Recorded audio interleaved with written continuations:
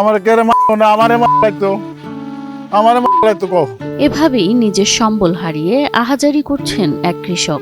রাতের অন্ধকারে কৃষকের প্রায় 1200 কলা গাছ কেটে দিল দুর্বৃত্তরা। প্রায় 3 লাখ টাকার ক্ষতির মুখে পড়লেন এই কৃষক। আমার লাখ লাখ টাকা শেষ করে দিছে।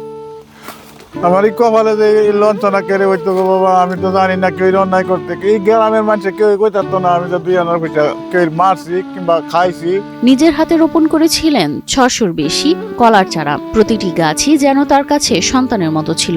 অন্তত আমার 1000 গাছ, 1200 গাছ। এই তো সরি কিবা বড় বড় সরি চিত্ত হয়ে রয়েছে। সন্তান তারও বেশি, আমি সন্তান সন্তান তো এই গাছের পাড়াতে আমি বয়ে থাকি। কিন্তু শুক্রবার গভীর রাতে কেউ কেটে দিয়েছে তার স্বপ্নগুলো।